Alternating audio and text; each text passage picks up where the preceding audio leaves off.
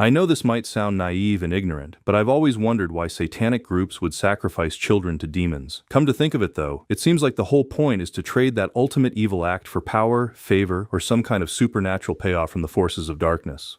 This lady in a black robe came forward with this little baby, and she just laid it on the altar. It was breathing, but it wasn't crying.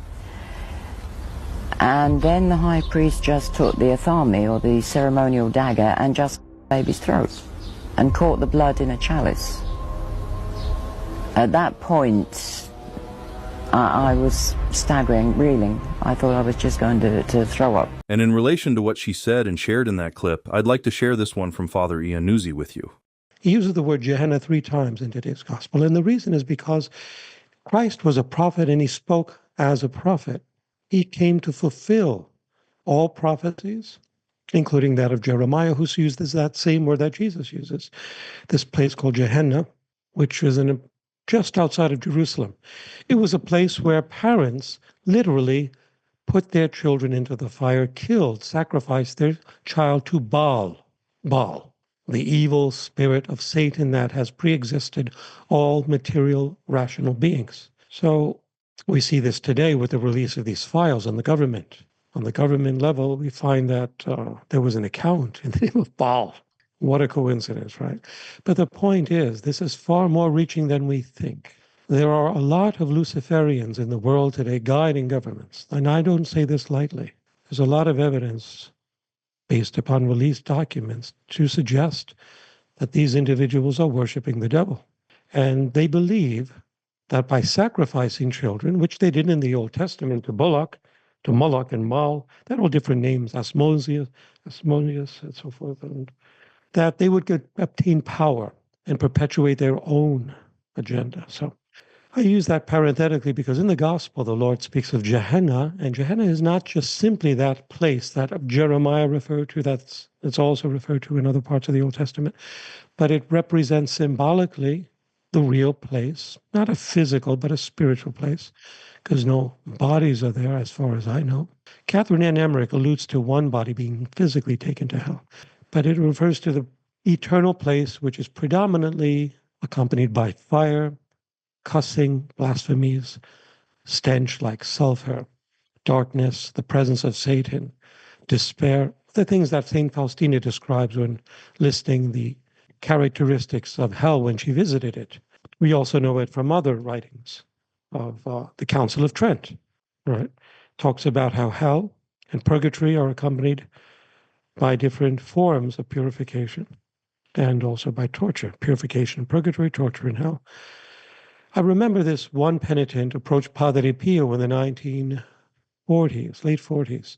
He said to Padre Pio in Pietrelcina, "Padre, I don't believe in hell because God is merciful. I don't believe that he would allow his creation to suffer for all eternity." And Padre Pio said, "You will believe it when you're there." He said it very flippantly, but he meant it. Maybe that was a prophecy, I don't know. But hell is real, and so is heaven.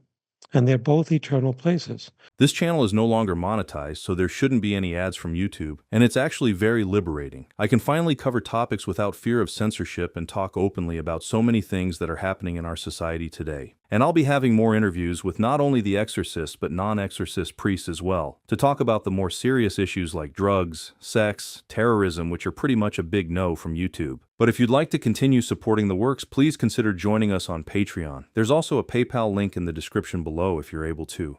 And I'm sorry for making this request, but it's one of the ways to keep this sustainable in both the short and long term. The 2 new interviews that answer so many of your questions haven't been released on this channel yet. I'll be releasing the full interviews and clips on Patreon first, then sharing the shorter clips here on the channel afterward. But anyway, I just want to say from the bottom of my heart, thank you so much for your continuous support of this channel for the past 3 years. There will be a lot more updates on this channel from here onward, both short and long videos. And as I said, I'll be covering darker and more sensitive subjects that YouTube doesn't normally approve of. I'll also be reaching out to priests who aren't exorcists for interviews. And when I say I'll be interviewing priests who aren't exorcists, this is what I mean. And so I'll end this video with this clip of Father Waltz. Again, thank you so much for taking the time to be with us. Until next time, thanks again for watching, and may God bless you.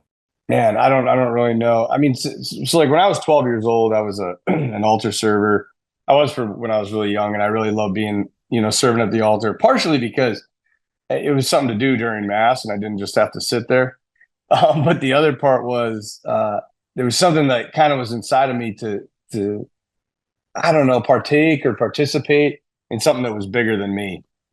And so that was a big deal. And I became, I was like, server of the year when I was 12 years old. The bishop would call me personally, to serve, and especially for bigger masses. And so I think that was kind of like the beginning of it.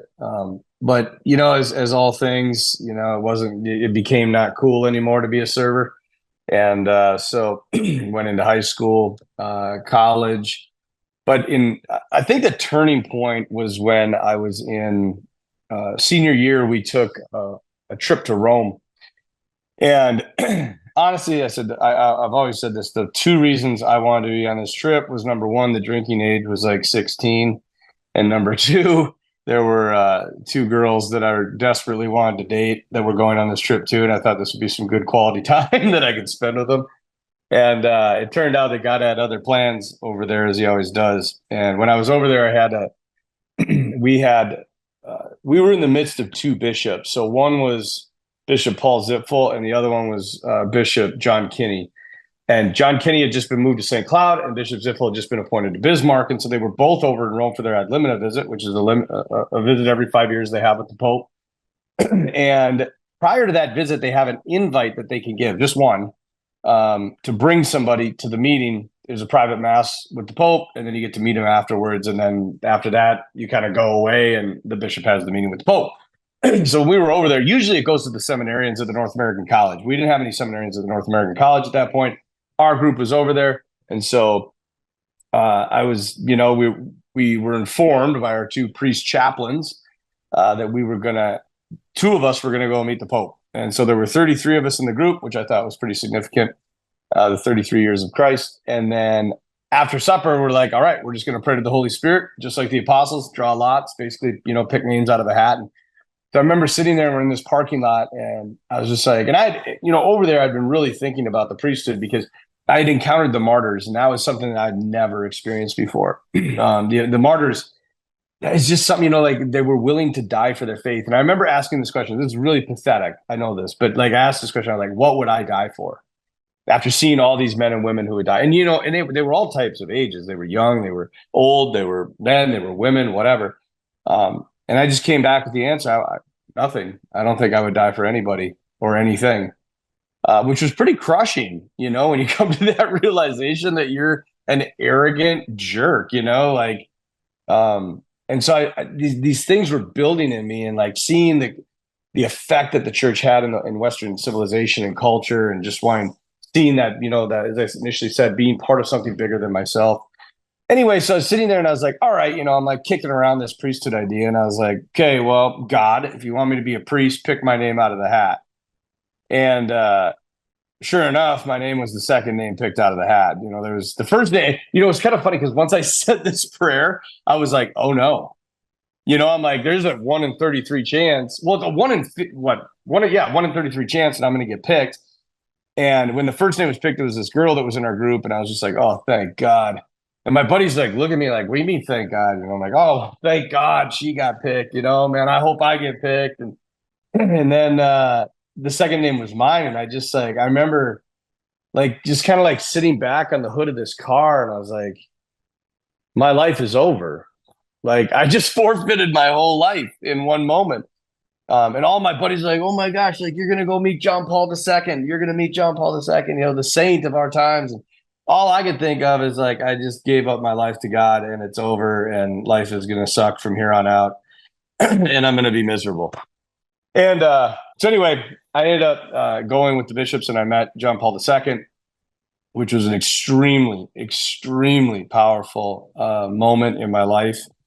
And I'd have to say that was probably where it kind of flipped. And there's a lot more to that story. Like I said, if you want to watch it, it's like an hour long. I promise. It's entertaining. It's fun. And it's all true, which is really the really crazy part. But that was kind of the turning point. There was a time when I kind of fell away from that, but that was the moment, I think, where God really kind of made it clear to me that he was asking something tremendously beautiful of me in my life.